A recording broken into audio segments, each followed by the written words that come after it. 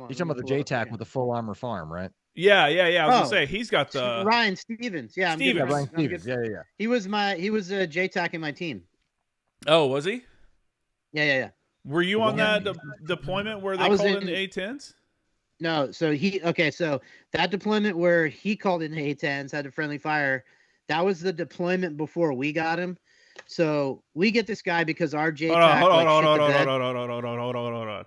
I want this to be. What? Can this be part of the podcast? Oh yeah, for sure, yeah. Okay, well let's start the podcast right here then. Okay. Before we get into that whole story about MARSOC and the deployment we're getting ready to talk about and stuff like that, Aaron, Cody, thanks for coming on the show again. You guys, we were just talking. You guys are starting your own little homestead. And I was going to ask if you guys knew Ryan Stevens, who was on a couple episodes ago, who does Full Armor Farm, and he also has kind of like his own little kind of thing from there. And so you know him already. Yep. And I've actually just texted me this morning about some book he'd read or whatever. But I'm in pretty frequent comms with him because as we reconnected, I hadn't talked to him in a few years. When he left MARSOC and went over to the beach. Kind of lost track of him or whatever. I don't even remember how we ended up getting reconnected, but once I started talking to him about what we were doing, he's like, "Oh, dude, look," he sends me the link for his farm, and he's got a lot going on out there. Like that's his whole. I mean, it's a productive for-profit, enterprise he's got out there. He's got cattle and the maple, right? So he sent me a video once where he's like, he's like tapping, at a certain time of the year, he's out there tapping hundreds of trees that produce syrup. He's got a whole bunch of stuff going on, but yeah. What a wild world, man. So I was going to ask you said you knew him, and then because you knew him, I was going to ask, were you there on the deployment for the Fratricide incident? So but you weren't. I'm just catching people up on what we were talking about before we got on camera. So you weren't there. You were on the following deployment with him. When he came to your team, did you guys know about that incident? And was there like oh shit, kind of? Yeah, definitely. So I'll tell you. So on the deployment where the Fratricide incident happened, I was a JTAC on another team for in country at the same time. So I did one I went to school and everything. I did one deployment where I had a call sign and everything, and but it was like one of my 4 jobs. It was it was pretty crazy. So the next deployment that went around, I wasn't a JTAC anymore. I didn't have a call sign, all that kind of stuff. But so our JTAC that we had assigned to us in California, something happened. I can't remember what it was. He couldn't make the deployment. I think he had like a family thing, something going on. So at the last minute, we get Stevens, and I knew about it because I'm in the loop on JTAC stuff. And the last time that I had gone to Camp Lejeune to get my currency, to get my checks and all that, it was like the talk of the town. They're like, hey, and we ran through scenarios or whatever based on what had happened out there, right? So I was very aware of it.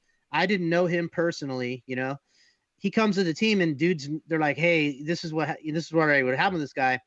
But he was very upfront about it. He's like, he's like, this happened.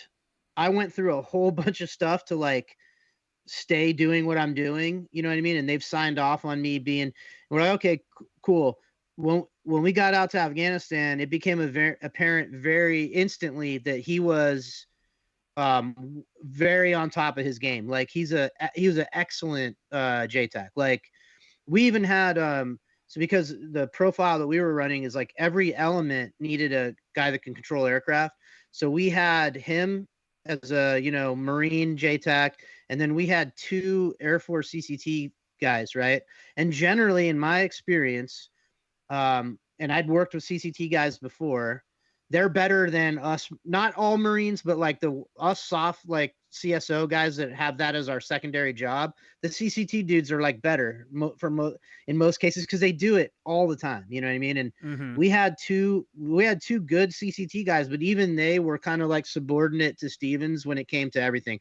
As a matter of fact, the other thing that he brought to the table was he had a bunch of experience with air planning. So that's another whole aspect of it. So that's interesting because CCTs. So for those that don't know, the CCT, the combat controllers in the Air Force, aren't all actually JTACs. That's not an automatic part of their job. Yeah, they're, right. Yep. They're all air traffic controllers. Their whole job is that they jump into somewhere, take over an airfield, and they're the air traffic controllers on the ground to bring in, all the train of people and supplies and all that stuff. But because of the global war on terror, the need for JTACs, it kind of fit in that airspace anyway. It was pretty easy to send guys to the school and get them certified. But they're good in their own right and stuff like that. Interesting that they, you'd think that they would be the experts in air planning. Because I will say the Marine JTACs, in my experience, were good at the tactical level air planning, like the enlisted guys mostly. And like the FACs, the pilots that are now JTACs on the ground, they were more the strategic level air planning and kind of doing all that, while the enlisted guys were the dudes out doing the missions and shit. I mean, that's not 100% across the board, but that was kind of my gist, or kind of how I felt about it. It might just be because we in the SOTF, the Special Operations Task Force, you have these like echelons of command going on, and I can't remember what the acronym is, but at like the SOTF level, there's like a air planning cell. Mm-hmm. And if I remember right, those are staffed by Marine fires guys that probably Stevens knew. So it might have just been that he had a relationship with those guys, that he could get all that stuff done, or he just kind of had enough time. So the Air Force guys, like they didn't know, they had to learn like how we do business. They get bolted onto the team when we got out there. They're like, hey, here's your Air Force guy. And it's like, cool, stay you got to come out with us a few times, so how we do business, until you're really in a position where you could be planning our air support and everything. Yeah, I mean, I think that's kind of the role of any kind of attachment enabler. When you show up, you can't just show up and start dictating, like, this is how it'll be. It's like, I don't even know your TTPs. I mean, Cody, you did like the EOD game and stuff like that. What was it like as a EOD guy that attaches? I mean, I think we all default to that guy is probably the expert, so we'll let him. That might be a little bit different than a JTAC. I don't know. It was kind of strange the entire time because it was such an early time in MARSOC that nothing was really SOP or culture yet. And I'm actually really glad you asked that question because I'll put it like this, and maybe Aren can expand on it more. But, for guys, so we're MARSOC plank holders. We got there as soon as they unfurled the flag. We were actually there before they unfurled the flag. We were in the unfurling ceremony in Delmar. But if you ever wanted to be a Green Beret, if you ever wanted to be a SEAL, if you ever wanted to be a CCT, these jobs have been out and these cultures have been out for like a very long time, like by 2006, right? Well, nobody knew how to be a MARSOC dude yet.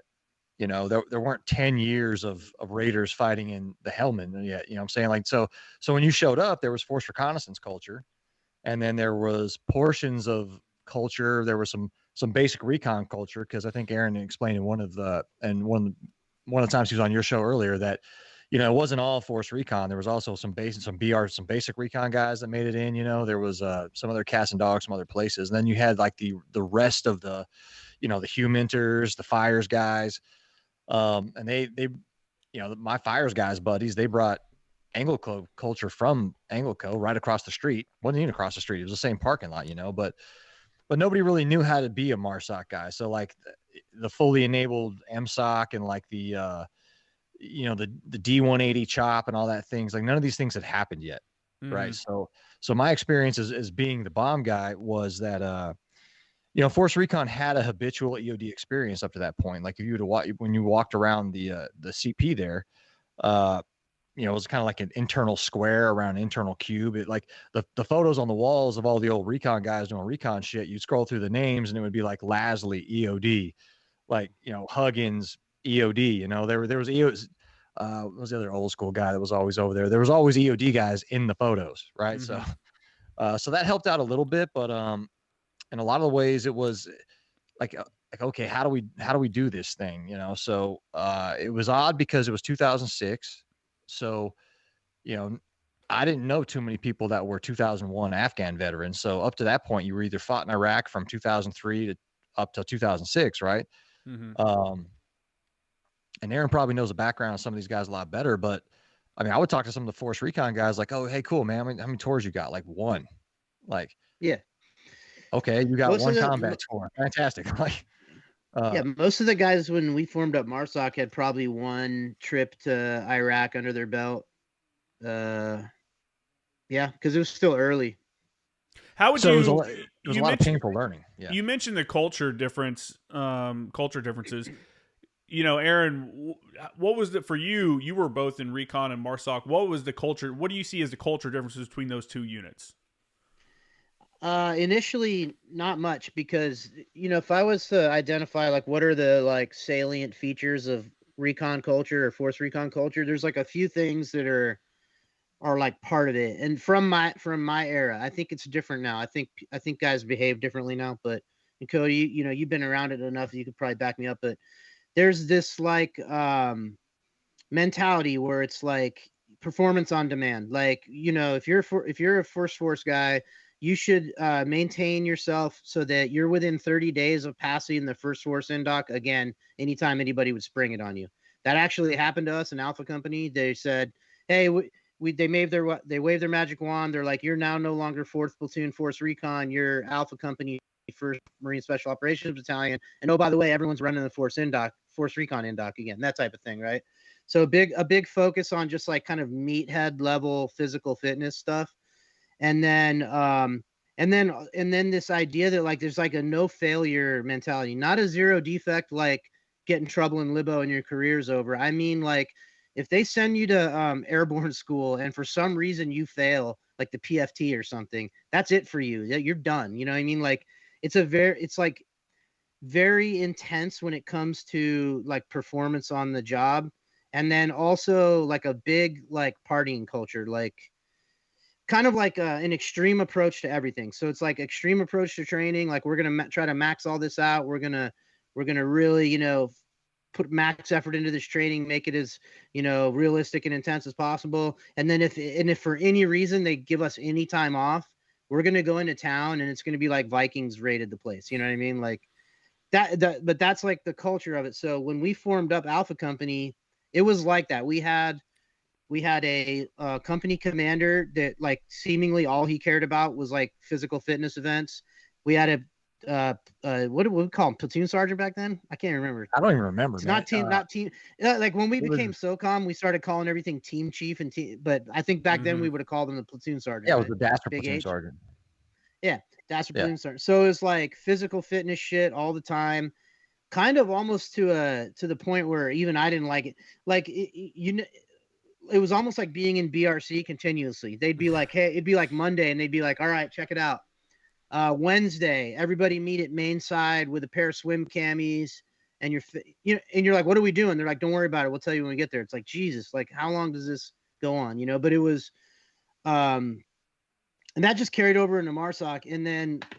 But over time, after being exposed to more SOCOM and having to like absorb a lot of these other skill sets that we didn't have to mess with before. A lot of the like kind of soft, like human tech heavy skills and stuff that just kind of led into a different way of doing business where, at Force Recon, at the minimum, everybody there was like a meathead PT guy. Right. And then maybe they were also smart. In MARSOC, not necessarily. Like everybody's smart and maybe they're a meathead PT guy, like it was a different, and they developed a different way of screening and assessing people. They went to the SMUs and they took from them their psychological screening and all that kind of stuff. So they really were like very carefully looking for guys that could work, in a small team or even operate independently or one other guy, like on an MLE platform at an embassy, that type of thing. So you end up getting different kinds of guys. Plus, MARSOC's open to like cooks, bakers, and candlestick makers. So you might be in a team with a guy who, like, his first enlistment, he was like a water purification guy. Like I was in teams with guys that were water purification guy, and that's kind of great because, hey, next thing you know, you're out on some VSP site in the middle of Afghanistan, and your generators don't work. Hey, look, Bill used to be a generator mechanic. That's great, Whereas Force Recon, you tended to just have grunts, that took a recon screener. So yeah, it changed that's a good over point. time. That's a good point because it probably helps you if you come from a support background to understand. It helps you understand the logistics required to make something happen and what you need to. Yeah, I like that. I think that's a Yeah, I see what you're saying there, 100%. I don't think. I think more and more. It seems like more screeners are going. I was just talking to Jeff DePate, who was a Canadian sniper with JTF2, which is their Joint Task Force 2, which is their like Delta equivalent. And he said that their screener for JTF2 is a week long. I was like, really? Their selection assessment's a week long. I was like, oh, because he's like, the understanding is you're already physically fit. He goes, just to qualify, you have to have near Olympic level fitness standards to even qualify. So we don't need to put you through the rigor, go through and do all this crazy stuff to see if you're fit. We know you are. Most of it comes down to the mental aspects of it, the psychological tests and stuff like that. And he's like, that right there is where you start really trimming a lot of people off, because they've done it so much and they've perfected it that they know what they're looking for, and it's really easy to identify.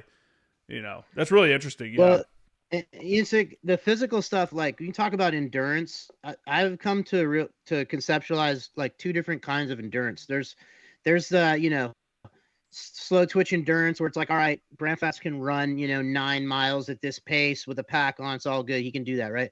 But that's not really that's not the kind of endurance that really matters.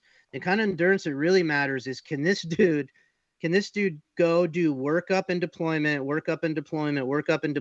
and maintain that over the course of 4 or 5 years that he's going to be in a team, because at any given time, you're going to get 4 or 5 years of a guy in a team time before he's going to go be an instructor or cycle out into some other billet. So can you get this guy to maintain that pace in life without his family falling apart, without him fucking, devolving into like alcoholism or whatever? Can he do that?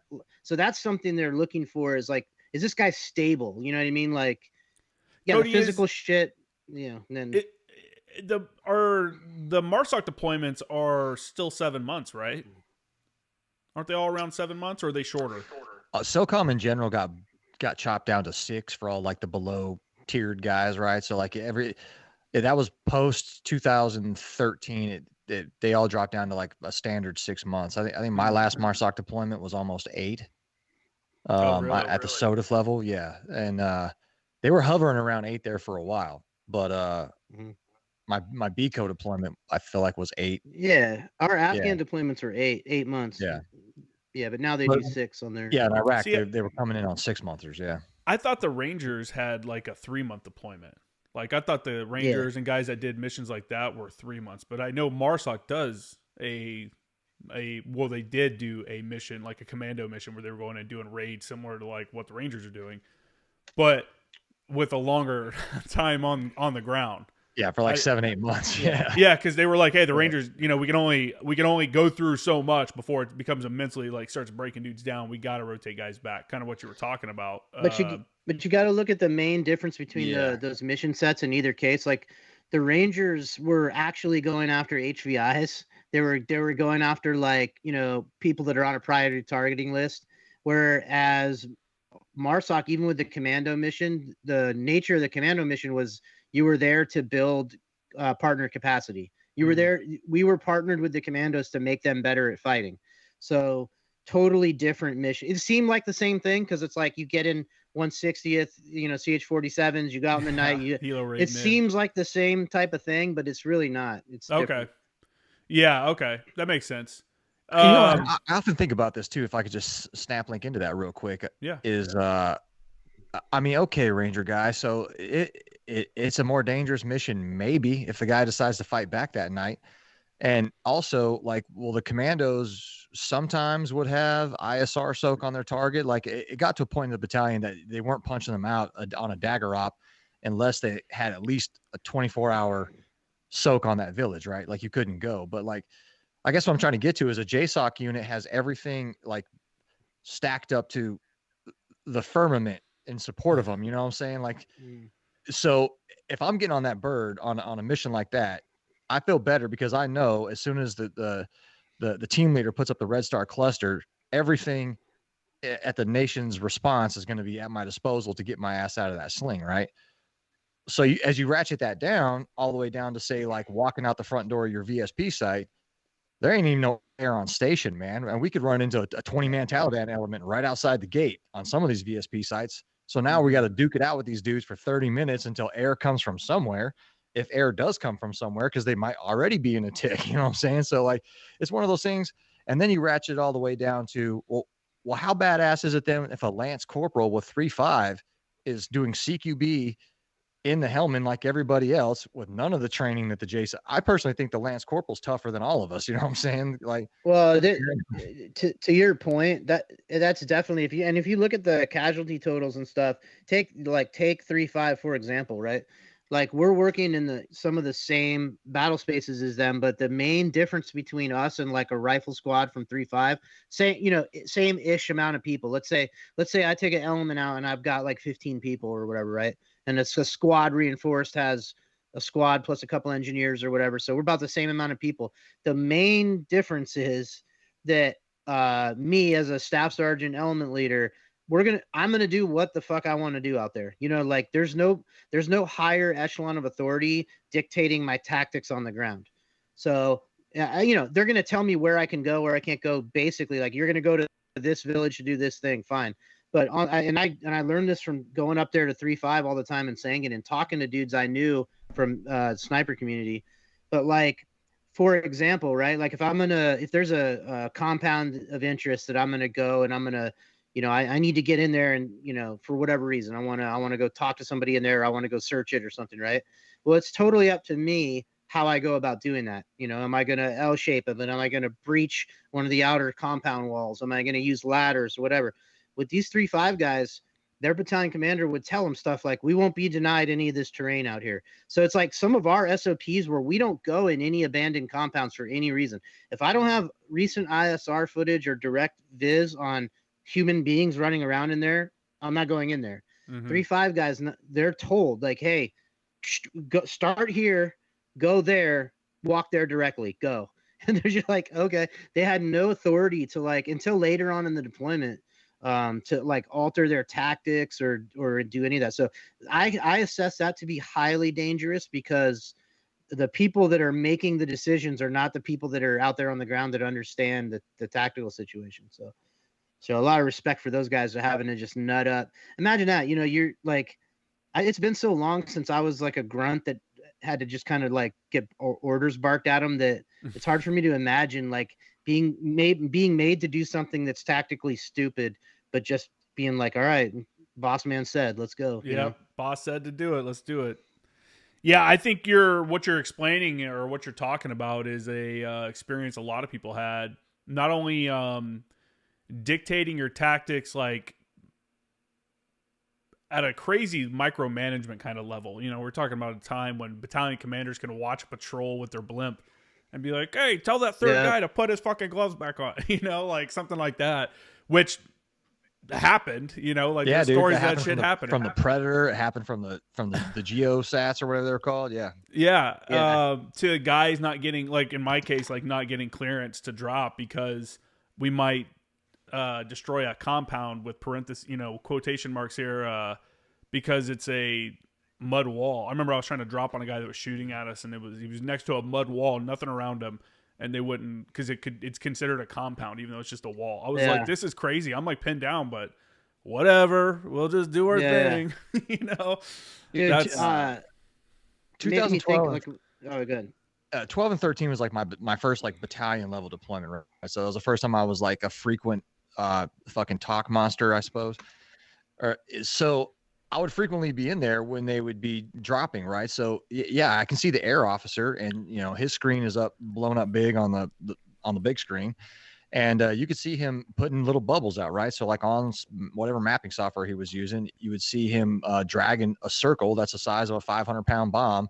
And so he could tell the SOTF commander, like, yes, sir, none of those compounds within that circle are, blah, blah, blah. Yeah. And then God forbid the EOD tech had to like blow a weapons cache, because then I'd get the phone call like, hey, he's estimating, 500 pounds, what's the CDE for that? And you're like, what the fuck are, like, just blow it up. Like, it's a mud hut. What are you talking about? Like, it was, yeah.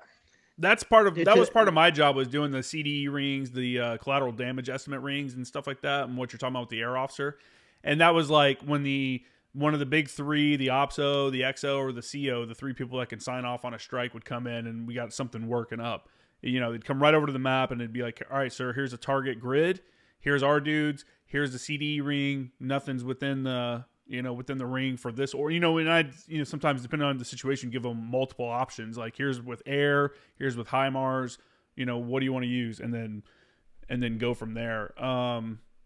Yeah, it's a weird game, right? And it became frustrating because they started listing like everything. Everything was listed as a MOSC. Like if you looked at Piss Off, which is the strike software, and if it had the filter on it for the no strike list filter on it, so all these any compound that's considered a MOSC or could be a MOSC is listed on there with like a 10-digit grid, and it automatically puts a bubble on the software, so And if you would like zoom out from Marja, it'd just be bubbles everywhere. All these buildings are considered MOSC. I'm like, all right, man, but. Well, I think it's a part of the religion is that there has to be a mosque within walking distance of if there's a follower here, there has to be a mosque that I think there's an actual distance. One of our followers over on Patreon, AJ, he wouldn't probably be able to clear this up for me, but there has to be like a walking distance between a follower of Muhammad and his ability to get to like a prayer site. Interesting. Like there are every Calais has at least some sort of little mosque type thing. Dude, the other thing that the SODIF or the AOB would do all the time that would piss me off was like we'd be playing a game, okay, so we start getting the ICOM chatter. We know we're about to be in a tick, troops in contact. So, but we're, the situation's building and we're keeping the command appraised, like, oh, hey, look, we're getting ICOM chatter that says this, that the other thing. Well, we're purposely holding, so we might have rotors or something. We're purposely holding them out of audible compromise range because if they put those things right over our overhead, the Taliban just hunker down and they wait for the things to run out of gas and then they fuck with us. So it's this game where we're trying to get them to initiate their attack on us, while the aircraft are still kind of have some gas but are not in our overhead. And we'd be working it, we'd be like, all right, cool. Whatever it was. And then like the AOB or the SODIF would be listening to our traffic on the SATCOM as things start to ramp up and they'd get curious and they'd put like a scan needle would just come cruising over. One that was not coordinated through our JTAC or anything would just come into our airspace to come see what was going on. And it's like, those are little handheld drones for those that don't know. Well, they're not handheld. They're like launched by like a little slingshot. Oh, that's right. I'm thinking of the Yeah. What am I thinking of? What's the little handheld one? You're thinking of Pumas. Yeah, and the one before that was called a Raven, wasn't it? It'd blow your mind if you saw what they have now, dude. We've got swarm drones. We've got snakes. No shit, snakes like to go in tunnels. Yeah, we talked about this at the last one a little bit. Go ahead, keep going. Sorry. Yeah. We just got all not me. They have all kinds of weird shit now. Well, I think I was telling somebody about it the other day because a lot of this is open source. Well, I mean, obviously everything we're talking about is open source, but the swarm drones and also the mothership drones, like we talked about a minute ago, we used to have the blimps.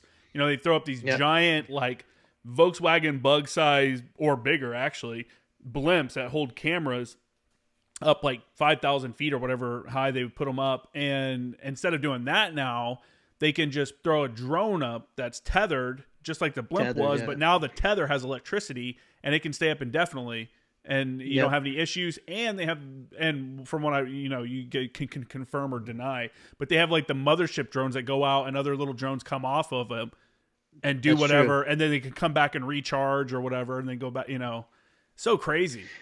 I wonder if like whatever acquisitions command got all that bullshit, ever tested them against an enemy that could jam a signal.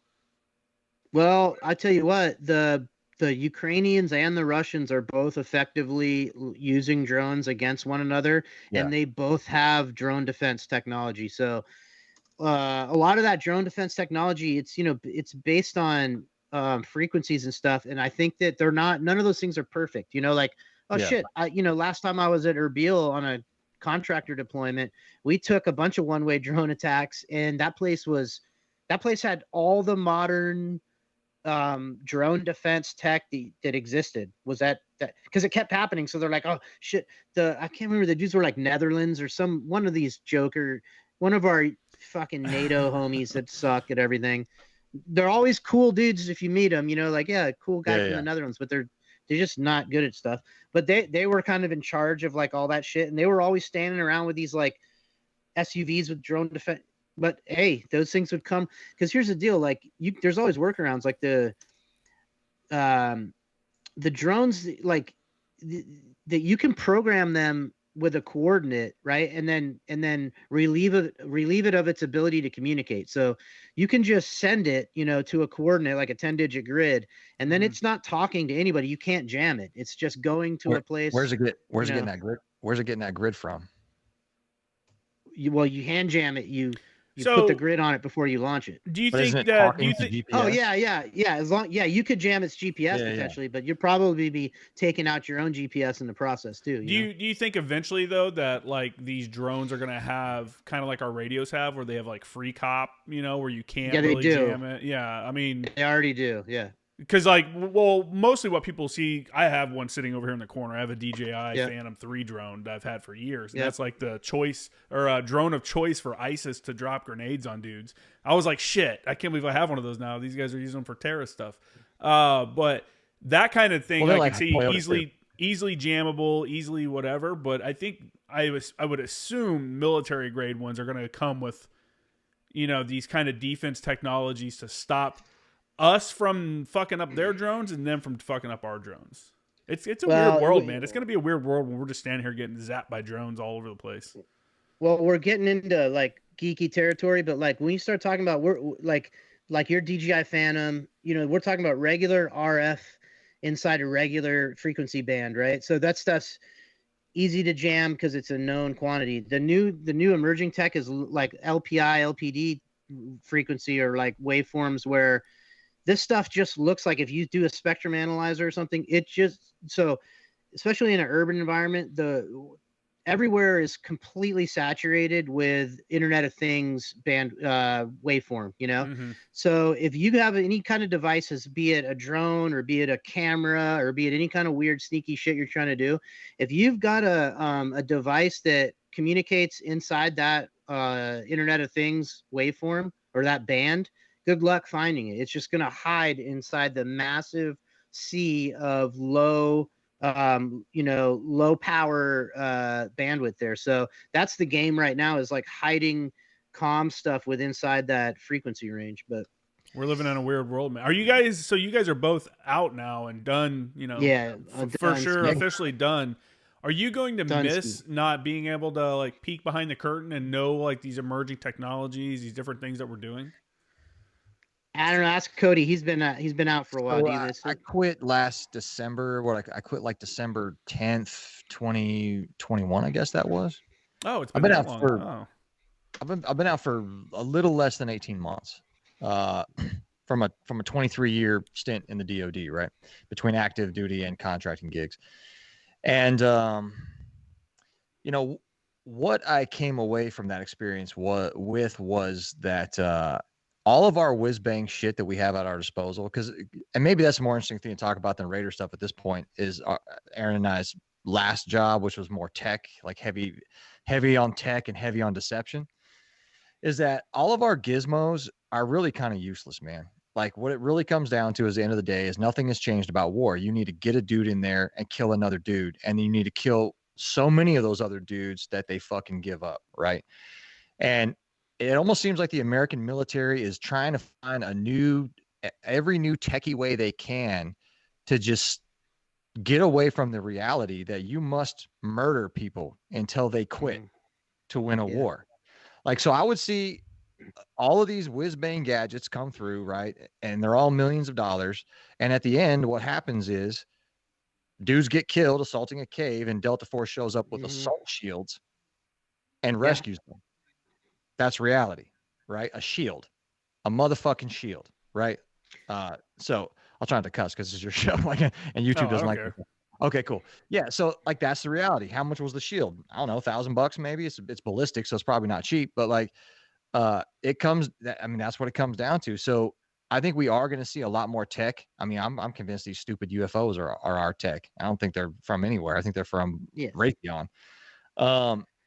But I mean, right now we got hypersonic missiles, but still, okay, let's say you hit every strategic target with a hypersonic missile, and I still don't give up. I don't have enough missiles to dig me out of the Appalachians, like you got to come kill me, and that's just I mean, that is what it is. So I think we are about to see a lot of weird stuff. I think we'll probably see like aerial directed energy weapons, like air to ground directed energy. That's probably not too far off. We'll probably see ground to ground rail guns. We'll probably see indirect with rail guns. We'll probably see swarm attacks with things like drones.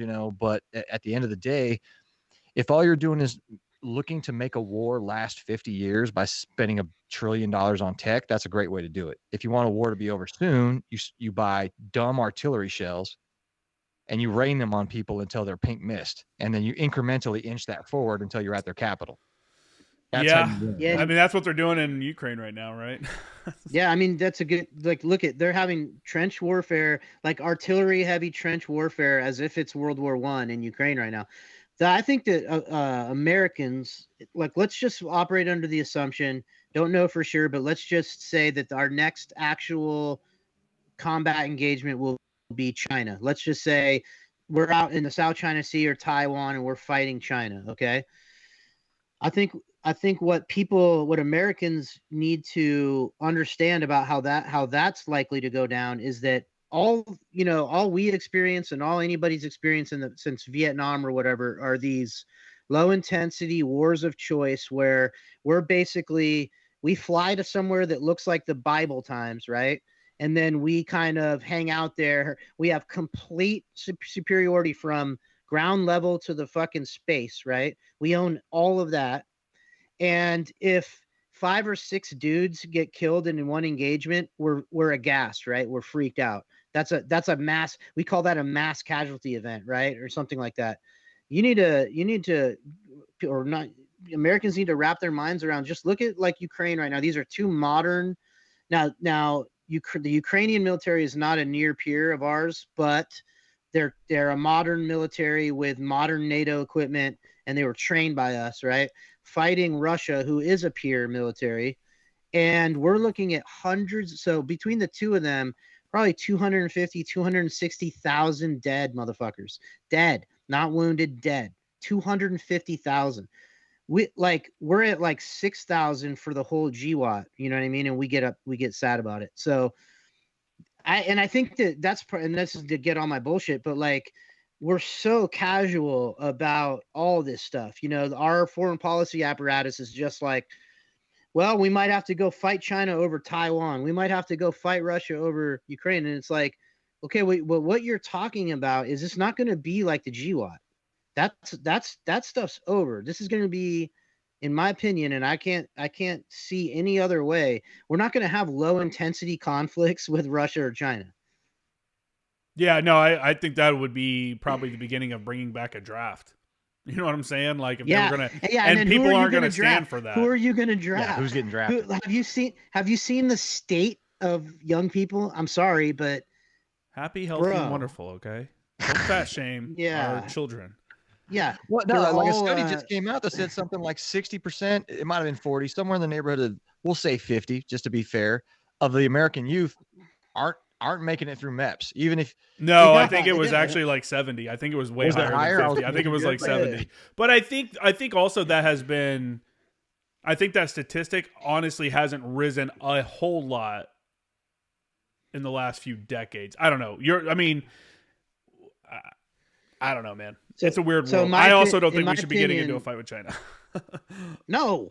I think we should economically detach ourselves from them, because that'll be the real pain for China, is if we're like, you know what? Fuck you guys. We know we got a bunch of junk made by you guys that get sitting here all the time.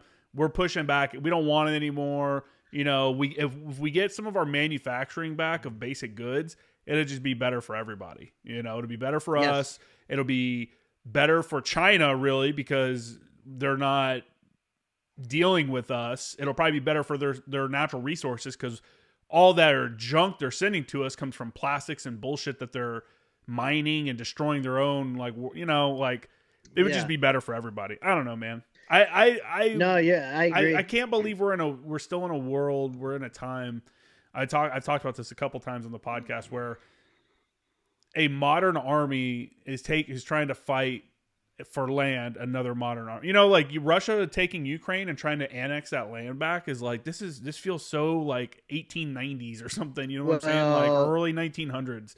Like this is crazy. I give us too much credit, I guess, as a race as to evolve that far. No, I think that people, like regular human beings, right, left to their own devices, like if it was me and you and 4 normal Russian dudes and 4 normal Chinese dudes, we could probably figure it out, right?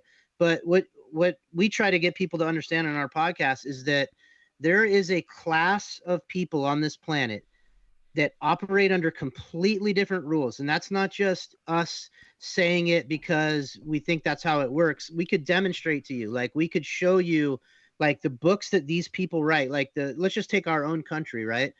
The people that are in charge of our foreign policy, the people that are in charge of our government, they are of a specific class of people, not unlike the caste system in India, but they're smart enough not to state it explicitly. These are people that all matriculate through the same Ivy League universities. They go into the same programs in government. They come up through the same, State Department apparatus, the CIA, and all this other stuff. These people, this is one important thing that people need to understand. They can believe me or not, but I'm telling you the truth. These are people that are not constrained by our morality. We have, even if we don't share a common religion, like, maybe I'm Christian, maybe you guys are whatever, but we're all normal people, like the plebes, right? We're all still in the lingering grip of a Judeo-Christian value structure. Even people that are like, I'm an atheist, right? Yeah, fine. But the reason it's bad to do stuff to kids or to murder somebody, that morality comes from somewhere. If morality doesn't have a source, then it's arbitrary and it's not morality, right? So we all kind of agree about a lot of these things. Like, yeah, maybe we disagree, on rights and stuff in some respect. But when it comes to like murder and like theft and things, we all agree.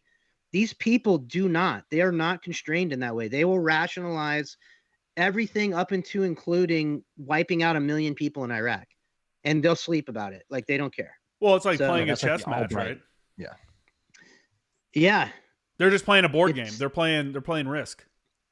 Well, and they can rationalize it. They can go, yeah, look, I know this is pure, like this is bad. However, if we didn't do these things, then quality of life in our country would suffer and we would lose power. I like the willful ignorance right now about where all the minerals are coming to power all these electric vehicles and all that stuff. Yeah, like we're literally ignoring actual like slavery and like there's some horrific you conditions. Saw the thing on Rogan where he had that guy on. They were just covered in that. Yeah. They were just like covered in cobalt. Slavery. Yeah, just digging at the ground with buckets to get the shit to make these batteries, the lithium and cobalt or whatever. It was crazy. Like it's you know what? It's fairly like traumatizing to see that if you're endeavor to be like a moral person. But the main problem is you're not given an option, right? So, it's basically a requirement, like to use these tools in order to live and earn a living, like phones and computers and all that kind of stuff. But I feel like if people were given an ethical option, like if I went to the cell phone store, right, and there was an iPhone made that slaves made, and it was $1,000, and there was some similar technology that was ethically sourced and slaves didn't make it, but it was like $1,600. I personally would pay the premium to not be involved in that thing. It just doesn't work that way though. You don't even get the choice is what I'm saying, Yeah. Yeah. Well, the other thing could be, if you did show, because let's face it, like Rogan's got a huge audience, but even if 2, 3, 4, 5 million people watch that guy, and even if it's more than that, I mean, America has 330 million people. So we're still talking about like single percentiles here. And so, maybe that single percentile gets enough of a moral dilemma from looking at that. Like I'm never buying a new phone. When that hunk of shit over there finally crashes, like the charging port has reached its planned obsolescence stage. Like I'm just gonna go to a flip phone, man. Like it's, hell yeah. Because at a certain point, you become complacent. Like right now, a lot of Americans can just go through their day-to-day lives with some sort of like moral high ground, which is an illusion, because it's an illusion because they perhaps don't know the reality, right? Like they didn't know the reality of the GWAT. They don't know the reality of where all this cobalt comes from. So they can just move through life in a fantasy land. So, and they can pretend like, oh, I'm going to get this electric car and it's going to be great, despite the fact that like the several kilograms of cobalt in there came through like a horror show, right? So at a certain point, when they see it, when the method of what they have purchased is revealed to them, and they then have to make a moral choice. And the vast majority of Americans are in no position, nor will they make the moral choice, which is the correct one, which is to walk away. Like put that thing down, go get whatever model was made before they started putting cobalt in the batteries. Like, remember when you had to charge your cell phone like a bunch, like it would last like 2-3 hours or something like that?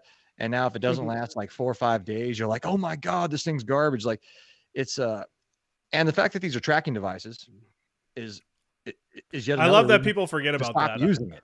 I love that people are like, the government wants to build this to track you. I'm like, you're carrying a tracking device in your pocket. And I'm like, people, they don't need to build a single thing. Like it's all right in your hand. Yeah, they can just install an app. It's funny.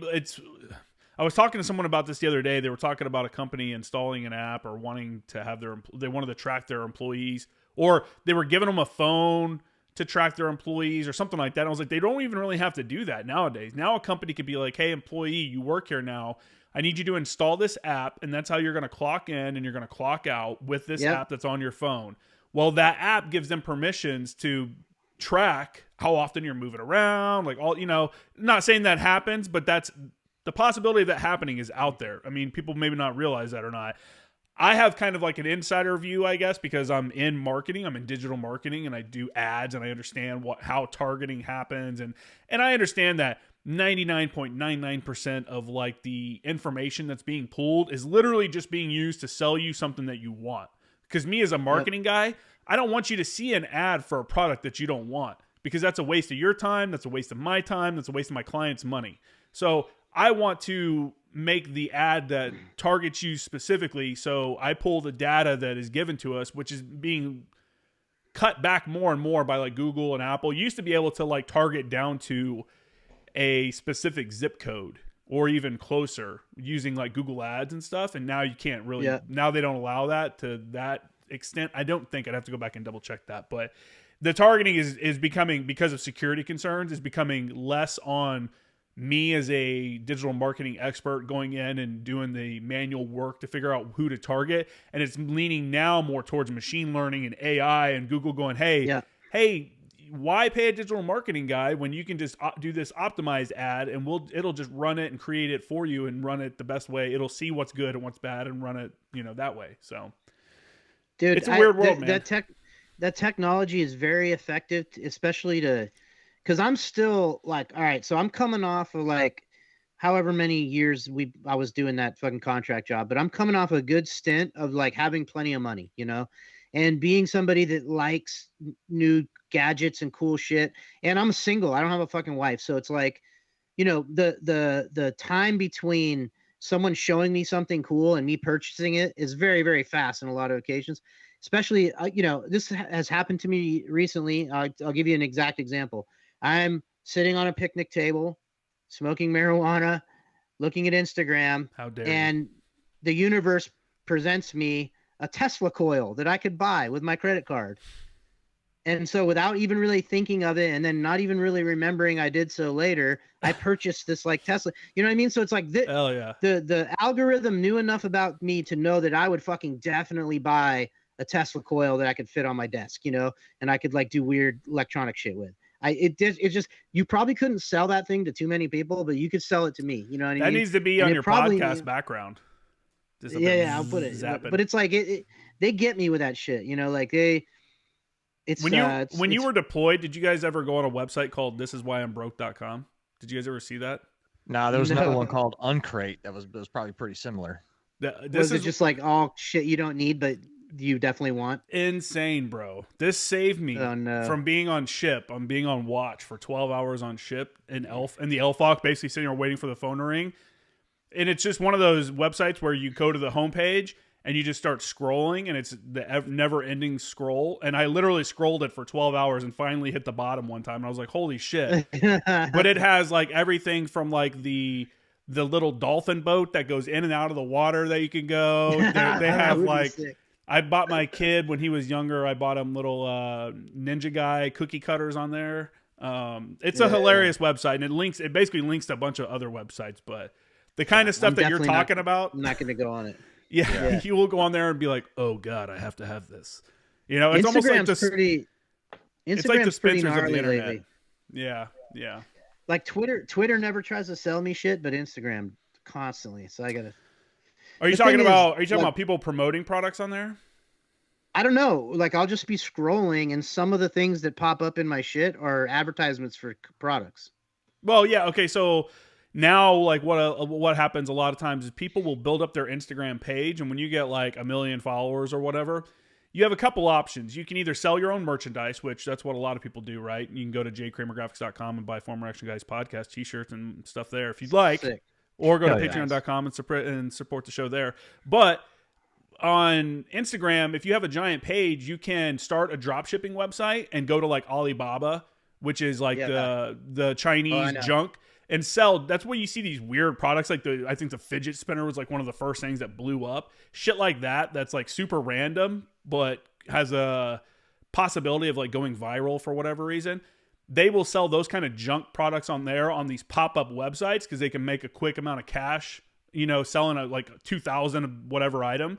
Or I can have a pop-up website like that and then pay them and be like, hey man, I'll give you $500 plus whatever to play this ad or to use my product in your video. Or it's all marketing, man. And people hate it, and I get it. And you know, I understand the problem. I'm more about organic marketing. I think it should naturally be placed. Like if I'm drinking out of this coffee mug and I enjoy the coffee mug and you want to go buy that coffee mug, that's cool. But I shouldn't be like, this coffee mug is the greatest, and like, you know, constantly look how great this coffee mug is during my show. I'll tell you what, I don't mind marketing. You know, I mean, it's a feature of our reality. And like, you know, we're closely approaching a point where you're going to have to basically opt out of all of it, or you're not going to be able to sit there and complain that you don't like digital marketing if you're participating in the rest of the system. It's just a feature of it. Here's what I don't like, you know, these things that build efficiency into these businesses, of course, like, you know, as soon as the technology exists, they're going to use it. What I don't like is these like people, the personality based stuff. So like, I'm all the way out of the political binary, right? So I would never, if someone accused me of voting, I would get mad at them. You know what I mean? I have Cody, and I see this thing the same way. Like the whole entire thing is fraudulent. It's pro wrestling on a national scale. It's pro wrestling, but there's a lot of these like right wing pundits that you know, I see their clips often. You know who I'm talking, like Ben Shapiro and Steven Crowder, and these are the ones that it's like they're doing a pantomime of resistance. Like, oh, we're fighting the left. Like we're gonna keep them from, we're gonna keep the weirdos from getting at your kid, all this kind of stuff. But when you really pay attention to what they're doing, they're not actually giving you any solutions to any problems. They're literally just pointing at who they've determined are the bad guys, the left, you know, look at the trannies, whatever they're pointing, right? And then they're selling you shit. They're like, Ben Shapiro, for example, he's like, don't sleep on poor people sheets, buy these really expensive sheets, you know? And like the whole thing is just, and I think it gets a lot of the boomers, like the level of discernment with the baby boomer generation is almost zero. So it's like, I think the younger people that grew up with the internet are a little more hip to the skip, because like we're kind of, not us, but like even younger people, like my son, I'm pretty blown away a lot of times, like how like he understands how like the internet works and stuff. Like boomers, I think they're just hopeless and helpless. They'll just like they'll buy whatever you put in front of them if they like what you're saying about the left, you know? Yeah. And that stuff, it really makes me like, it skeeves me out. We're in a different environment now where back in like the 90s, the 80s and the 90s, it was all brand name stuff. Like you would grow up to know this brand has good products, this brand has bad products. I like this brand's products, I don't like this brand's products. And there was no internet or anything to kind of push you towards other stuff. It all had to do with advertising. Like the advertising was way more important then because there was no means of accessing your potential customers outside of regular ads.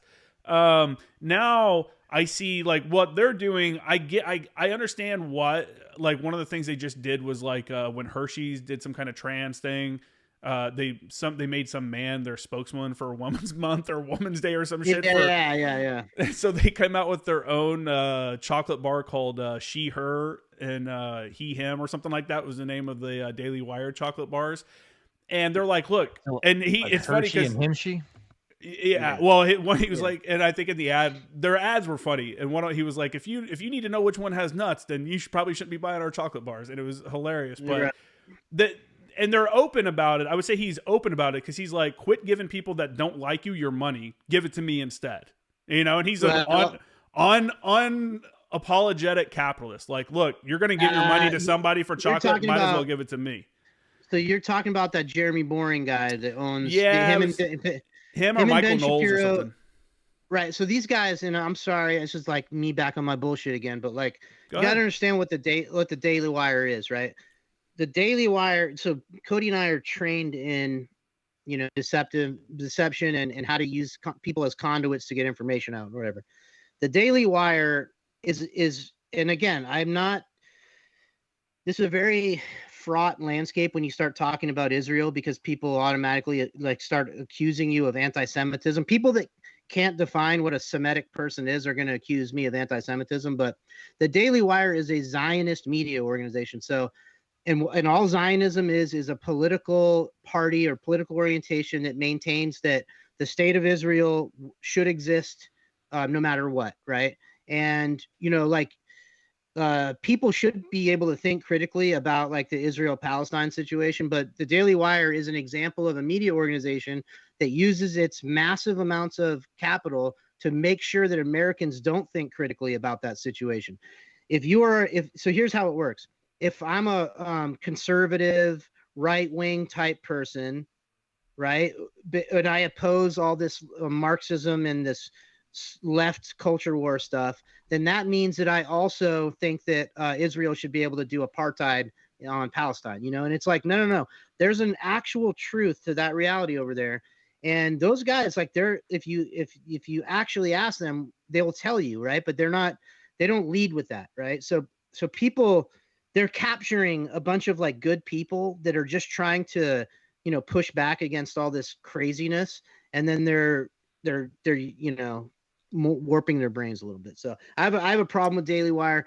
Plus, again, there's no solutions in any of that. It's all just like buy our shit instead of their shit. It's very much an us versus them kind of thing. No, I completely agree with that. I would kind of push back against the Zionists. Like maybe they do. Obviously, they support it. Ben Shapiro's he's a devout Jew, Jewish person. Didn't he say he was a Zionist? I thought he actually said out of his mouth. Okay. 100%. Yeah, he is. But I wouldn't say that that's like all of their stuff is for that. But I would say that, yeah, they're going to, I mean, it's not, I'm not going to be mad at them for having a cause that they support while they're also pushing back against, like ABC has their causes, NBC, MSNBC, like, you know what I'm saying? So it's not like they have a cause that they support or a stance that they believe in and they're wrong for that. And they're the only ones that do it. You know what I'm saying? Like that's just par for the course, right? No, that's fair. I guess my perspective though, at this point is, I don't need, a corporation's, perspective put into my consciousness, right? I'm going to do I'm just willing to do it. Most people aren't willing to do it. Most people don't have the time or wherewithal, but I'm going to engage with the reality and I'm going to determine like what's true and what's not. I'm certainly not going to, and I'm not an anti-capitalist, obviously, right? But I see it for what it is. It's like, these are organizations that profit from my attention And then even better, if they can profit indirectly from my attention, but then they can profit directly from, selling me goods or pointing me in the direction of goods that they want to sell me. I'm off all that shit. Like I am, it takes a while and it's difficult, but this whole thing that me and Cody are doing, it's about decoupling from all this stuff, and I know that's most people like we've been like this. We've been like how we are for so long that it seems normal to us, but I forget sometimes how crazy it probably seems to people to be like, dude, we walked away from the everyone's American dream pretty much, like we were doing just fine in the suburbs, like great life, you know what I mean? Like all the money you could want, nice houses, nice everything. And then it's like, yeah, but I'm not willing to pay the actual cost in my integrity. I know that there's probably a way to stay attached to everything and keep your integrity. I just couldn't figure out how to do it. So, well, and go back to that Daily Wire thing. So almost all of these like information operations, and that's basically the way I look at the entire world now, is like forcing you to exist in a dichotomy, right? Or a duopoly. So it's like, well, I don't want to be in this leftish hellscape that they're building. So that means I have to support these other things, right? Well, the more I look at this other thing, the more it's a hellscape over there too. I'm like, I know what the Balfour Agreement is. I know how Israel was made. You know what I'm saying? Yep. So in order to disagree with the left, I have to agree with that. And so the analogy that I use for people out there is like what the mainstream reality, call that the media, call that a politician, call that your local church marm or whatever, is going to tell you is that reality is a coin. It's either got a heads or a tails, and you have to make all these heads and tails decisions that ultimately put you. I mean, look at it, you're either a lefty or a righty, right? These decisions ultimately lock you onto that decision, right? Like so, if I go heads, I can never go tails, and if I go tails, I can never go heads. Well, the fact of the matter is that there's the most special thing a coin could ever do if you flip that fucking thing is land on its edge, the third choice. There is a third choice on that coin. Like, hey, heads or tails? Hey, give me edge, homeboy. It's like walking up to the fucking roulette wheel and putting it on green. Not red or black. And that's if it hits, if you walk up and put everything on green and it hits, you won, right? And really that's the way I look at the decision that we made basically to start a homestead is like, I don't want to be a part of either one of these decisions because they're both corrupt. Like I can see the pendulum swing all the way to the right. That's corruption. I can see it swing all the way to the left. That's corruption. And to be normal, you would have to maintain some sort of homeostasis. Like we all know that everybody on the far right's crazy and everybody on the far left is crazy. Mm-hmm. And the majority of people, like the 60% of us that don't vote, like don't agree with that shit, but they're too afraid to be like, no, man, I'm edge. I don't want heads and I don't want tails. I want nothing to do with either one of you criminals.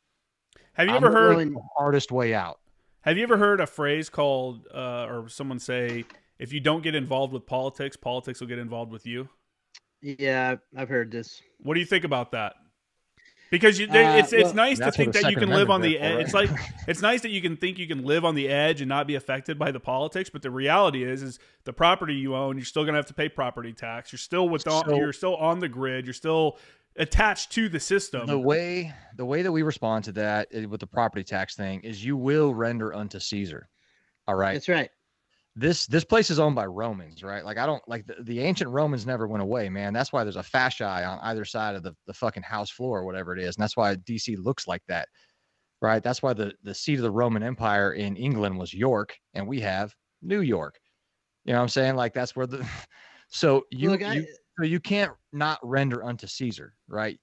You will pay, but if that $1,000 a year is the only thing that Caesar gets from me for the entire year, and I don't have to see shock troops, and they don't have to be defeated by me, then and most importantly, what Caesar's not getting from you is your attention, your vitriol, your anger, your you're not going to be manipulated into dude. Like it's a very strong form of mind control and this is again unpopular opinion time, right? You talked about like participating, like the people participating in the democratic process. Okay, Cody and I were involved in this thing. We're trying to help this guy get this billionaire to invest some money. So we went out to this lodge at this place and we're hanging out with these big muckety muck type people.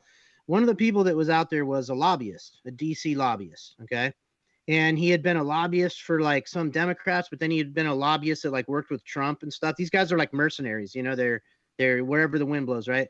Also, like a 20-year-old kid in a tracksuit, by the way. But like, yeah, he was a real like slimy kind of dude. But I got to talking to him, and he was drinking and stuff, and so I was curious about what, like, you know, how the whole thing works. And I came away with the understanding, and he told me this with a straight face. He's like, "Look, you got to understand." At the national level of politics. So I don't know, about your state senator or whatever, but at the national level of politics, every single person that's in any of those seats, so to include the Senate and Congress, but more importantly, every kind of like the Secretary of Transportation, all these like administrative nodes, the president, all these people. So every person that's in government at that level and every bill that gets signed, all of it is purchased by corporations. Absolutely none of it is organic. Not one thing ever happens that bubbles up from the people.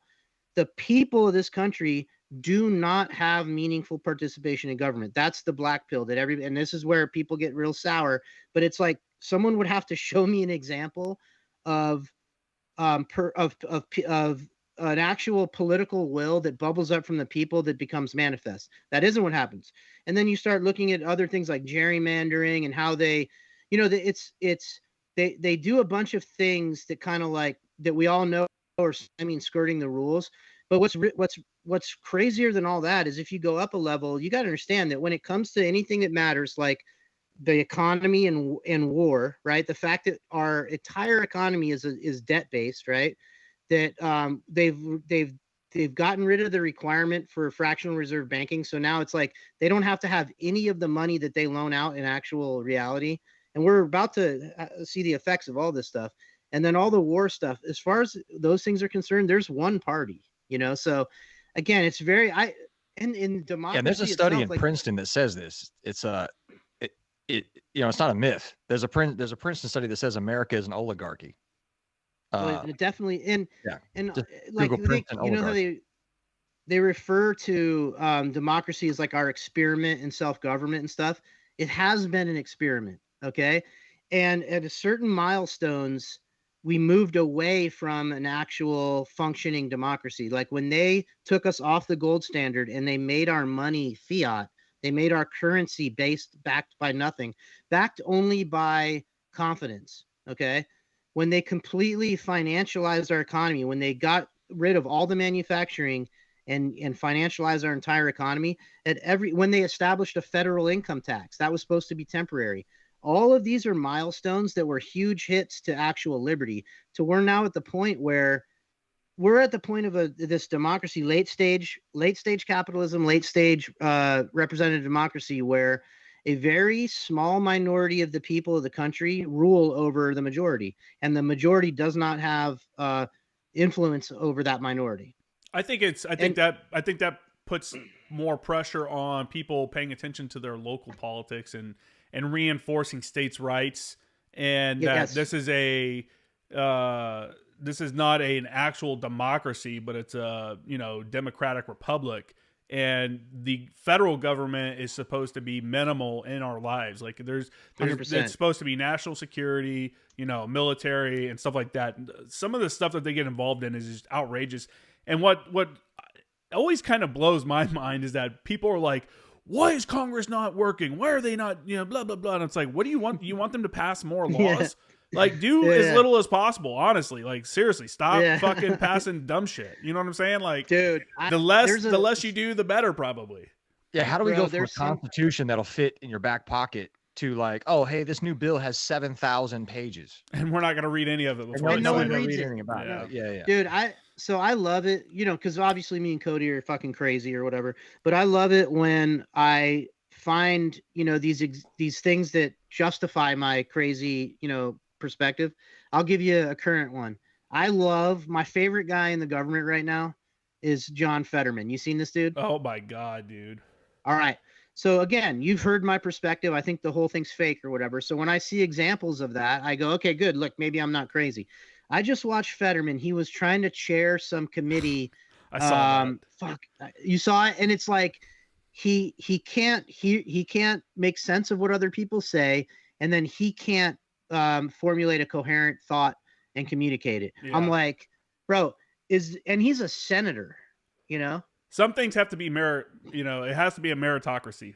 And being a senator, none of it's a meritocracy. None of it's a meritocracy. I know. Being a senator is one of those things where it's like the Democrats are having a problem with that, and like Dianne Feinstein, where she's been out for shingles forever. She's just, but that one, I mean, she's just 1,000 years old. You know, that to me, that's less dishonest. You know, it's like she became very old. Let's get her out of there, dude. This Fetterman guy had a stroke, and then the best is like, well, now I'm depressed. I need to go. Well, get the fuck out of there then. Get somebody in here who's not mentally ill. But we don't do that anymore. We say you can't be ableist.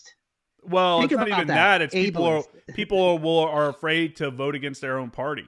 People are like, well, he's a Democrat, so I have to vote for him because, you know, those other guys are Nazis, you know, so I've been told. And if all you ever listen to is those outlets that tell you that those guys are Nazis, then why wouldn't you believe that?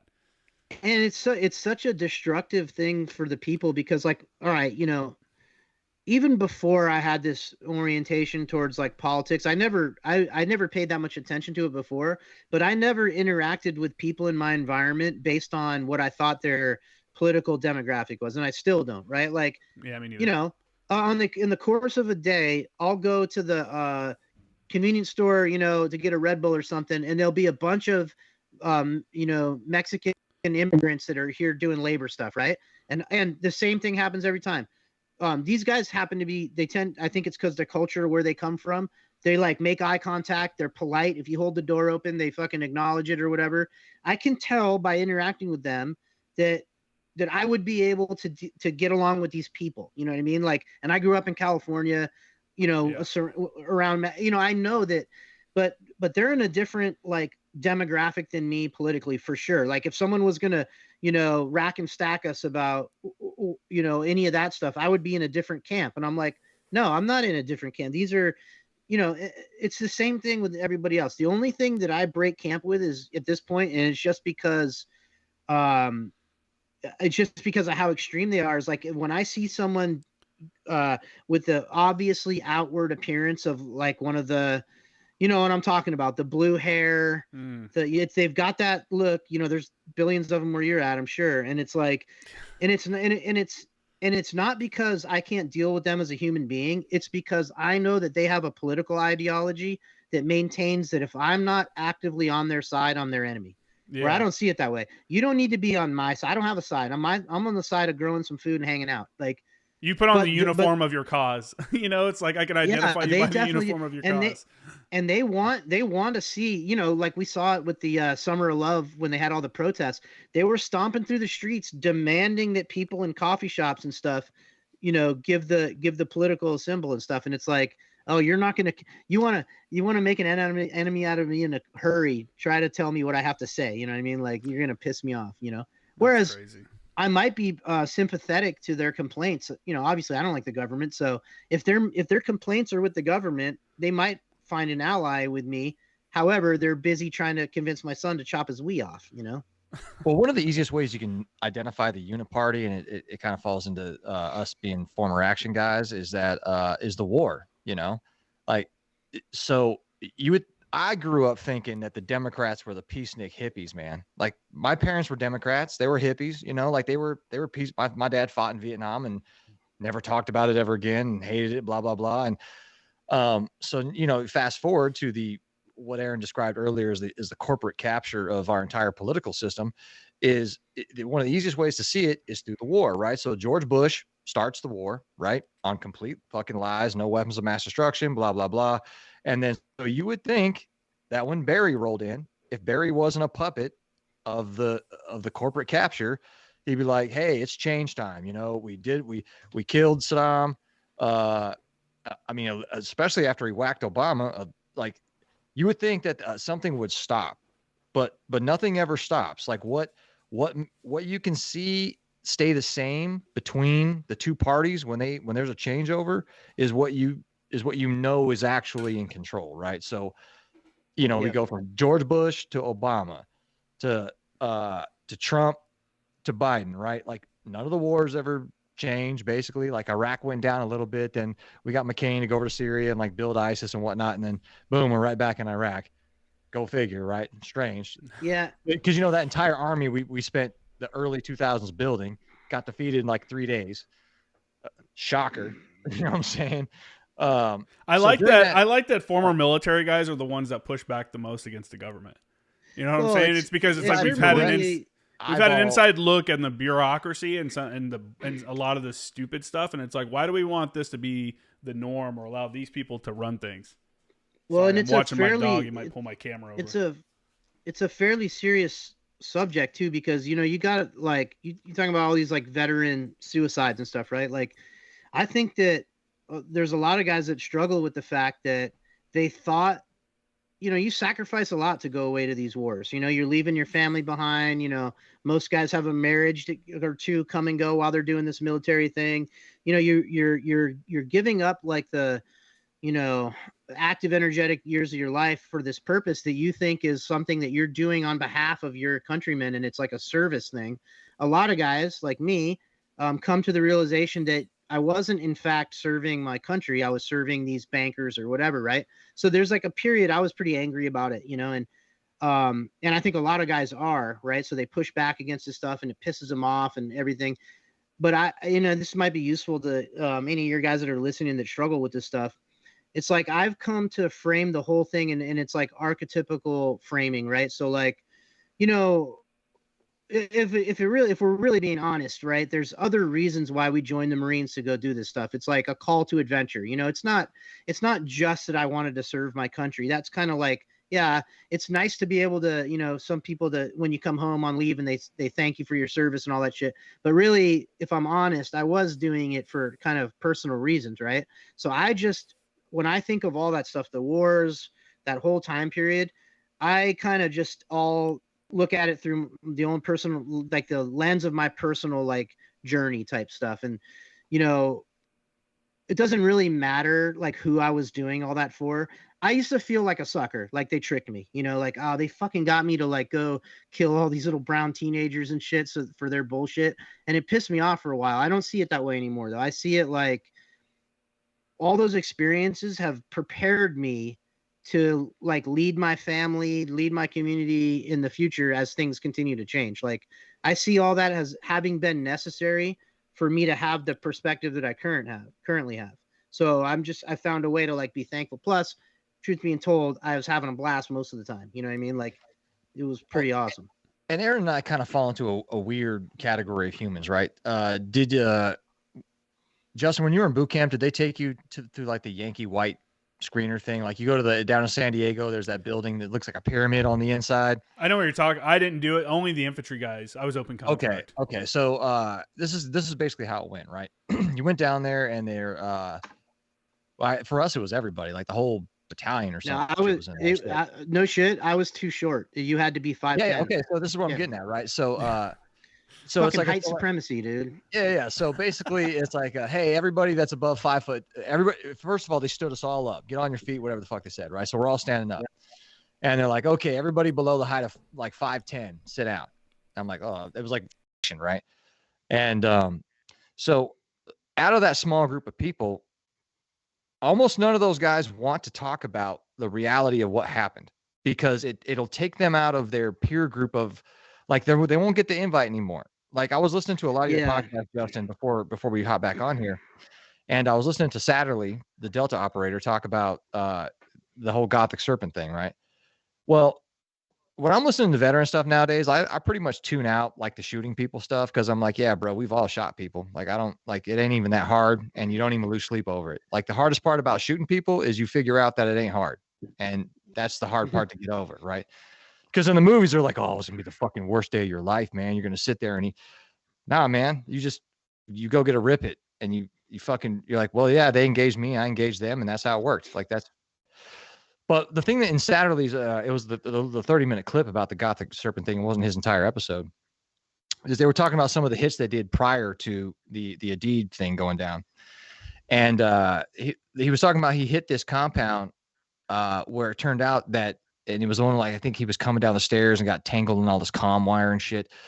But the signal of the noise of that compound was it was a corrupt UN compound where they were stealing everything. And I'm like, okay, so forget about the whole rest of the story where we talk about shooting all these people. Let's backtrack and let's peel the onion on that corrupt UN compound. Because if the UN was corrupt during Gothic Serpent, you think they're better now or worse? Better or worse? You think they got better? You think they got worse? You know, and then when I listen to like some of the other podcasts, I mean, so those are the threads that I snatch onto and pull out of. And I think what separates me and Aren as far as like the veteran community is like, we don't have any problem talking about the corruption, like yes, we did what we did and we were in full support of our country. I still love America. I'm an American, and I'll, unlike people I've heard in some podcasts recently were like, bro, what country are you running away to? I ain't running nowhere, son. I still love this country. But part of loving it is veterans need to have an honest fucking discussion about this place. Like, and I think we're the only ones that really can. Yeah, I mean, you got to air out your dirty laundry, right? That's the best. What do they say? Sunshine is the best disinfectant. Well, and you even want for that T word. You know, and honestly, like, it sucks because you know, you want, if you're gonna have a military, you want people in it for the right incentives. You know, you want, like, it's like the Marine Corps thing, right? Like, I did scoff at it when I was in, but like now that I'm older and now that I see how like degraded everything is becoming, like that whole shit, like having a code of ethics, like honor, courage, commitment, that kind of shit, that does make a better fighting force. Like if you are people that are, you know, yeah, of course, Marines are degenerate. Like we're going to drink and get in fights and fucking get strippers pregnant and stuff. But generally, basically, like we do, hold each other. Everyone, you know, you're holding each other accountable to this moral standard, and it makes you a better combatant. Unfortunately, but that's so the thing that pisses me off is the guys that, dude, the country gives you its best young people, you know, in my opinion, right? Like, here you go. Here's our best people, and they're willing to go face monsters on behalf of the country, right? To be responsible for that is a awesome responsibility, and in my opinion, they haven't been living up to it. They've been very casual about how they use like that stock of American, you know, and what they use it for. So it's like, I think if enough veterans were like honest about it and said something about it, like they would maybe have to change their behavior, you know, like, hey, dickheads, if you keep using the military, anytime anybody wants to get out of centralized banking, you know, then we're not going to do it anymore. You know, like it has to be really for the defense of the country, not the defense of your banking concerns, you know, like. Yeah. I mean, so we got cut off there. Sorry about that. My computer crashed. No worries. Or is this all, did you guys not want any of that? This is all in. No, I kept telling the story. It kept recording. Oh, it doesn't. It doesn't still continue to record. Oh, okay. Yeah. Oh, no worries. I think I got cut off when you were talking about the Yankee White stuff. Oh. Yeah. Okay. So apologize. Is it recording again now? Yeah, it's recording now. Okay. And for those that don't know okay. what that is, the Yankee White screening and boot camp. So when I went through, they only picked the infantry guys, and it was the guys that were going to try out to go be on the Presidential Guard. Is that? Yeah. So what I was using that for was an analogy, right? Like, because we didn't dive into like a history. Both Aren and I have been on your show twice each before, so you know, folks can of course go back and look at those for all of our deeper histories. But, I was basically using it as an analogy to explain that, you know, Aren and I are in a small group of folks as far as like the veterans are concerned, right? So you have your veteran community, and so if you were to ask those people, like, okay, everybody who's a veteran, stand up, right? And then you start down selecting, right? Like, okay, if you've only done one tour, sit down. You only done 2 tours, sit down. You only done 3 tours, sit down, right? Like eventually you would get to like guys like me and Aren way down at the fucking end, right? We'd be standing like in an extraordinarily small group of folks. It'd be like us and like crazy ass tier 1 dudes who never quit, right? And so from that, like that's where our detailed level of experience comes from when we look at the Department of Defense and we analyze it on whether it's receiving a passing or failing grade, or whether it's corrupt or whether it's acting in honor, right? And so, I mean, we're definitely that essentially makes us not normies, right? Because we are unusual amongst the humans in America with the amount of combat time we have, right? Like Aren actually fought in Somalia before that whole thing went down. He's one of the only dudes I know with three fucking combat action ribbons, you know, where we both have a stack of medals with V's on them. You know, it's like, so when we tell people like, look, the military has been captured as part of that entire corporate capture system, right? We get massive pushback from our own friends, right? Like guys with less experience with us or have looked at slightly less things for us. They're like, no way, man, that's not how it happened at all. And that's essentially where I was using that Yankee White analogy, was like a down selecting, right? Like anybody that's listening to this that doesn't agree with us now, okay, well, where did you get your opinion? Let's talk about your epistemology. Like, where did you derive your opinion that the Department of Defense is functioning correctly? And well, I think a lot of people could say that there's issues within the machine, obviously, but at the same time, I wouldn't say like Afghanistan was a complete waste. You know what I'm saying? Because for 2 decades, almost in a generation worth of Afghan kids got to see a glimpse of what it was like to be able to go to school, you know, go to a market that's you're not worrying about a car bomber or something. You know what I'm saying? Like let's take the school thing right off the bat, right? So that's to say that they would want the school system that we use. Not necessarily. Right? Did we push our school system on them? I know we built schools, but I don't think it was. I don't know how in depth the like school programs were. Right. Because the only thing that I saw the Taliban fuck with is girls' schools, right? Like, but I mean that's a big deal though. That's half the the US, it'd be half the population. But your presupposition is that all cultures should share our values. So in order for you to put that out logically, right? That it was a net positive that girls went to school in Afghanistan, and it was worth like whatever it cost to make that happen. It was worth all the money, all the dying, and all that kind of stuff. The presupposition that starts all that is that all cultures want their girls to have access to education. And again, like I obviously agree that girls should go to school, but what I don't agree with is that we have a requirement to export Western culture to every corner of the earth. And the reason I don't really see it that way anymore is because while it was pretty cool for a while, we're living through the beginning. Well, I don't know how deep we are into it, but we're going to watch Western culture degenerate and degrade to the point where it's not going to be preferable to like there's a reason why like Sharia law exists. And I'm not a Muslim and I'm not supporting Sharia law. I'm saying that these things don't exist for no reason, and that this cycle has happened over and over and over again in history, right? We're at the part of our cycle where we've decided that we don't need to adhere to any norms anymore, any standards for anything. There's no objective morality or any of that stuff. And then that's why like when we try to export this to other parts of the world, they go, what the fuck? No. They have a different conception, you know? And like, again, I agree that women should be in school. I agree with what you're saying, but I think you have to.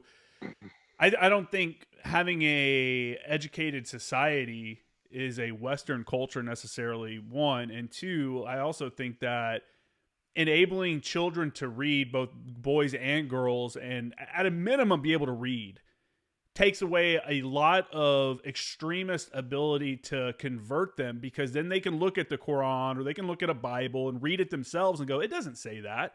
Right now, they're at the will of whatever the mullah is or whoever is speaking to them, telling them what it says and what they're supposed to believe.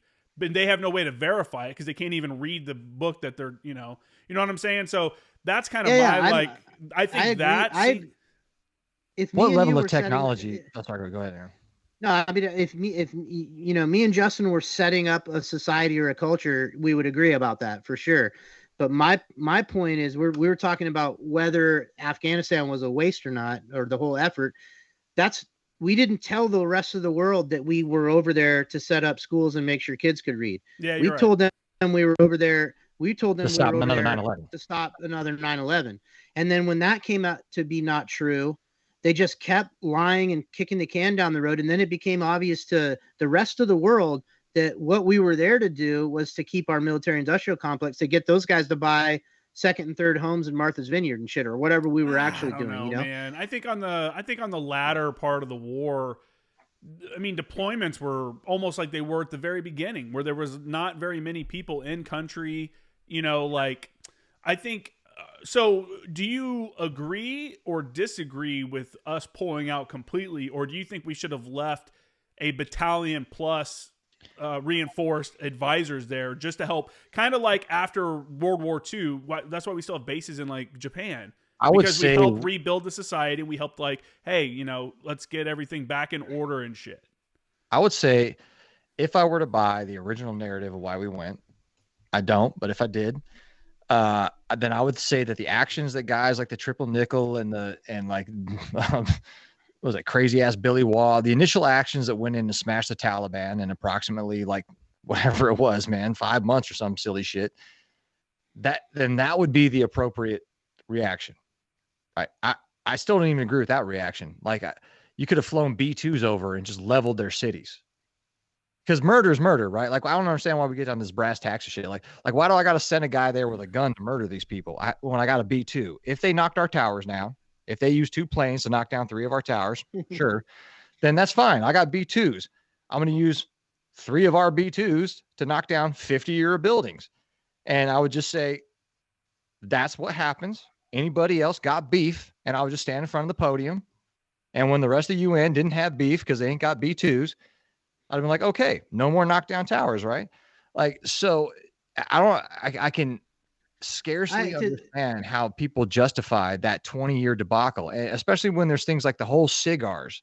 Like when we did our Afghanistan episode on our show, I printed out like every finding that the cigars, I didn't print it out. I copied and pasted. Do you want to explain what cigar is real quick before? It's the Center for, it was the IG for Afghanistan. It was the CI construction, Afghanistan construction. Yeah. It was the inspector general that was appointed over Afghanistan to discover all the fraud. And he discovered all the fraud. I don't think it's CIG. Special Inspector General for Afghanistan. SIGAR, right. Yeah. So at the bottom of our episode, I put a ticker. And the ticker runs for like the whole 90 minutes that we're talking. And it doesn't even, like, we stopped talking, that thing would have kept on going, man. It's like, this person caught stealing $1 million. This person caught this company taking $2 billion. There was tons of ways for sure. I don't think anybody disagrees with that. Like, well, and look at the way it ended. You know, you're asking like, hey, should we have pulled out altogether or left something there to oversee some of the government function? You know, I'm ambivalent one way or the other to that, because by that point we're so deep in a quagmire that all you're doing is kind of trying to minimize the damage you've done. So, okay, fine. But like, if you look at like how it actually all ended, right? Like, of course it ends with a Marine rifle squad getting wiped out. And also concurrent to that, us drone striking a completely innocent, it was like 8 people or 12 people. Part of something like NGO. 6. Yeah, part of an NGO. A guy was filling his truck full of water or whatever. That is a apt, like, emblematic end to the whole thing. You know what I mean? And then in the fallout of all that, our political apparatus pointing at its, oh, Trump left us a mess, and we're, just all, blaming each other, and nobody held accountable for any of it. No one gets relieved. The CENTCOM commander, still the CENTCOM commander. The SOC commander, still the SOC commander. Like, none of those dudes are like, hey, bro, that shit was a shit show. So sorry, 4-star or 3-star. You're over 20, so you're going to get retired. So people that don't know, officers that conduct misconduct that are past 20, it's just automatically you get retired. It's not like some poor, like, 14-year-old staff sergeant. Yeah, unless they're going to go to prison. Like, yeah, as guys who participated in it, like, we're wondering, okay, hey, was it worthwhile or not? Well, that round's downrange, okay? But the really disconcerting part is we don't, as a country, as a government, as a media apparatus, we apparently, and I'm not convinced that we learned our lesson from that and wouldn't just immediately go repeat that same exact shit, because we are in the post-accountability accountability era now. Like, unless there's accountability, then the stuff's just going to be repeated. Like they've squandered all their trust and they've done nothing to rebuild it. You know, it's fairly crazy. That drone strike, that drone strike at the end, that killed all those civilians. Like, I can't believe that just kind of got swept under the rug. I mean, it didn't get swept under the rug it quickly left the news cycle, and no one ever even mentions that. It's like, dude, that was fucked up. Like, that's crazy. It was fucked up. There's something I don't agree with all the other vets prior to us about, like the World War II guys and the Korean guys and the Vietnam guys. They all came back and they all kept their mouth shut, right? Especially the Vietnam guys, which was a complete fraud too with the whole Gulf of Tonkin thing, right? Like, so those dudes, and they got like completely shit on when they came home, right? So I'm not going to be one of those vets, man. Like, I'm just going to be the dude. Like, I'll tell you everything I saw, soup to nuts, minus the classified shit, because I'll never betray this country. But like Aaron said, he has no confidence that our leadership wouldn't put our youth, like, so our sons and daughters again now, into another useless, unwinnable quagmire, right? Where now, like, as a 45-year-old man, like, I'm watching young kids come home as amputees where I could have told him, like, hey, bud, Smedley Butler said war's a racket. He was right then. And we're right now when we're telling you war's a racket. Don't go. Like, if some Russian lands on the Jersey Shore, some fucking how, I'll be the first person there with a gun and I'll shoot him in his face till he dies.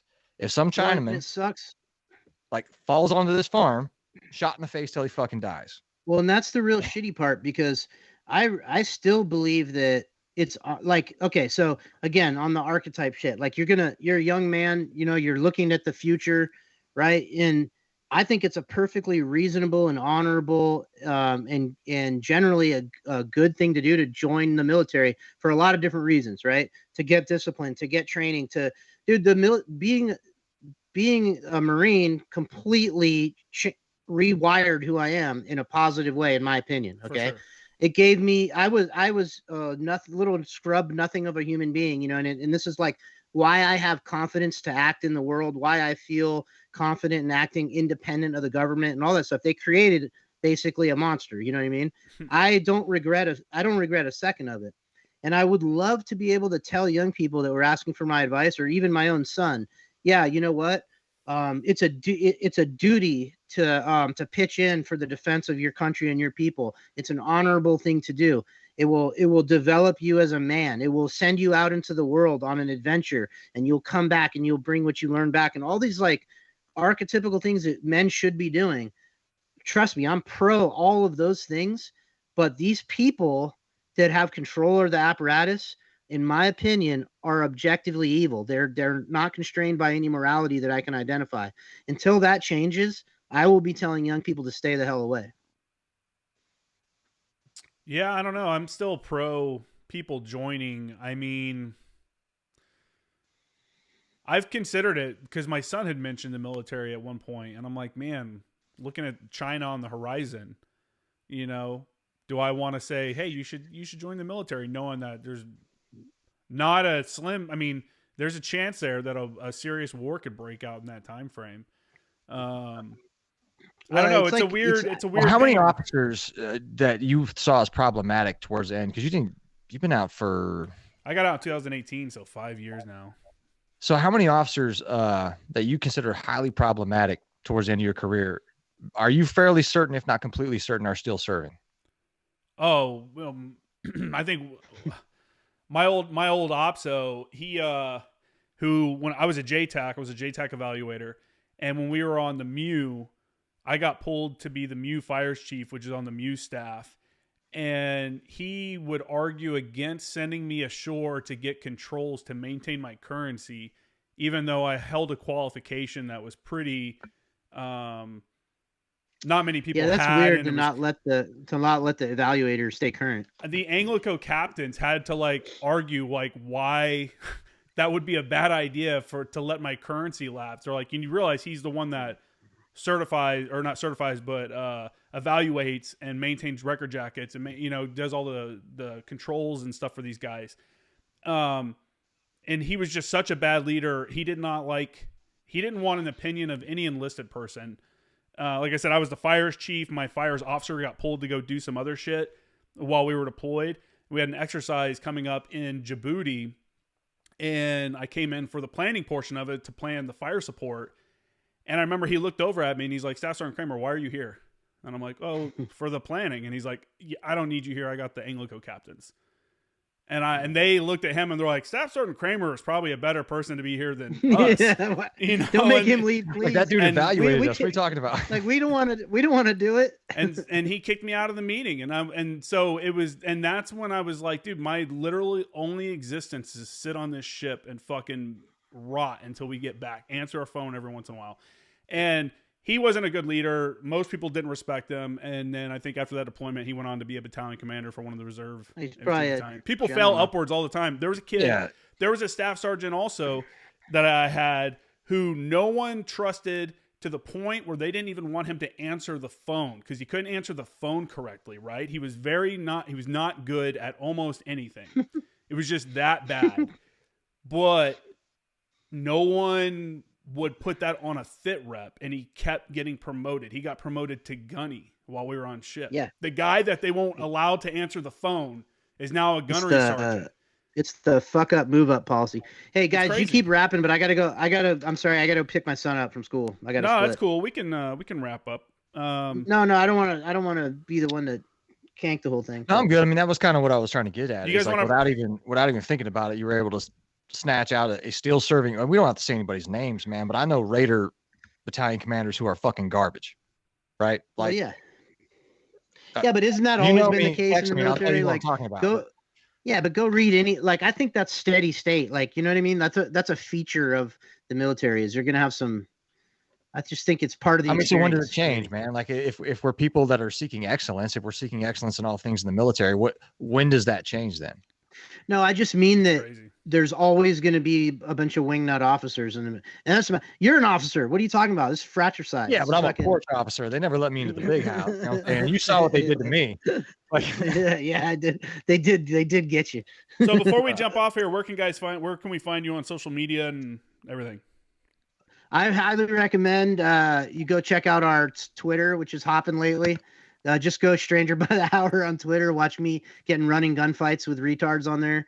And we have a Stranger by the channel. Hour. Our last YouTube channel got booted off the internet for cyberbullying oligarchs. Well, they can't. But our new one is Stranger by the Hour on Rockfin, right? Rumble. Yeah, Stranger by the Hour on Rockfin. On Stranger by the Hour, all one word on Rumble. You can catch us at VSP Strange Presents on YouTube. VSP, Patreon. Yeah. Patreon for the weekly show, but you got to pay $3. Yeah, it's a whole $3 to watch it, unless it's a guest. Like Justin was just kind enough to be our guest over there, so you can go watch his episode. And I highly suggest you do right now over for faux free at the Patreon. Yeah, I really appreciate you guys having me on there. It was a good time. Yeah, it was fun, man. It's funny. We did more conspiracy. Sorry if we bummed you out with our anti-government rhetoric. But. No, I mean, hey man, I usually keep the podcast pretty apolitical, and you have to dabble in it some when you're talking about military affairs and stuff like that. But I don't mind getting into it every once in a while because you got to call bullshit out. Like we said, I think before we started recording again, sunshine is the best disinfectant. You got to get some of this stuff out, air out that dirty laundry, and call out the people that are fucking up. Because if not, then there are those idiot staff sergeants that keep getting promoted because no one wanted to say anything. So, yeah, man. Okay. Yeah. Hey, if you ever have time, you come back on ours and we'll hip you to. We'll tell you what the Freemasons are up to and about NASA. For sure, man. I'll definitely do that. People can check out my website, jkramergraphics.com. My Instagram's at former action guys, at former action news, both of those. And if you ever need any kind of SEO, digital marketing work, Google ranking help, stuff like that, hit me up, jkramermedia@gmail.com. That's it, guys. I really appreciate it. All right. Thanks, Justin. All right. See you guys later. Cool show, guys. Hell yeah.